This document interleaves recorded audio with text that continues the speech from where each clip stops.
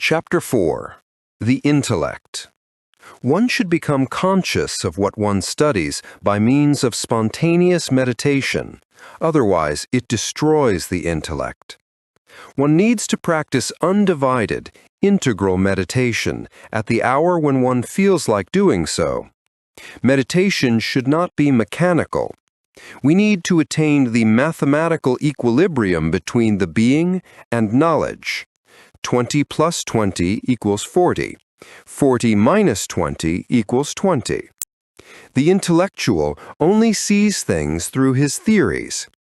There are two types of intellect: the commonly known sensual intellect, and the intellect which is given by the being, and which is a conscious intellect.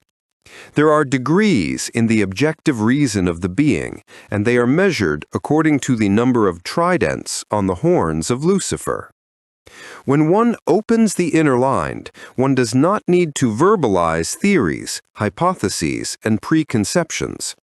Subjective science is that of those who are enclosed in the sensual mind and of those who live in assumptions. See Chapter 12 of The Great Rebellion by the same author. Pure science is only within the reach of those who have the inner mind and of those who unfold among triangles, octagons, and squares. Intelligence. One should not confuse intelligence with the mind. In every mind there is a certain sum of intelligent values. We do not need to look for the intelligent values outside of ourselves. The latter are within ourselves. The intelligent values of every human being do not change, and neither do they become exhausted. The reserve of intelligence is a constant. When a positive value appears, it is, in fact, received happily by the intelligence. We need a new revolutionary pedagogy whose only objective is to make us conscious of what we already know. Identification, values, and image. To identify oneself, to imagine oneself, and to value oneself exactly is undelayable when we want to make an inventory of ourselves. Enlightened intellection.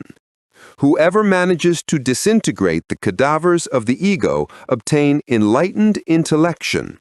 Enlightened intellection is the intellect placed on the service of the Spirit. Jesus, the Christ, had enlightened intellection.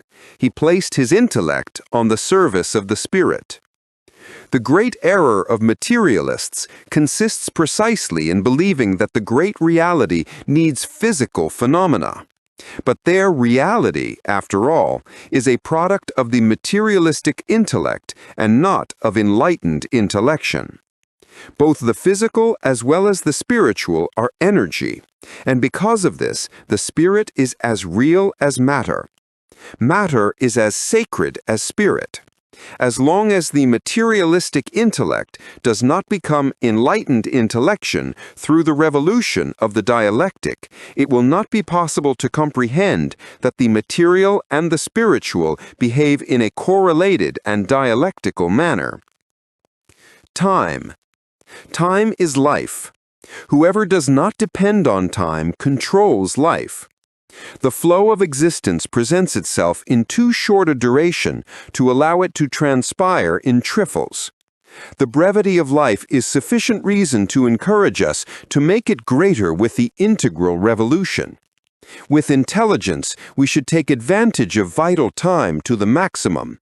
In order for it to prolong its shortness, let us not make it smaller with the clumsy and mean actions of the ego.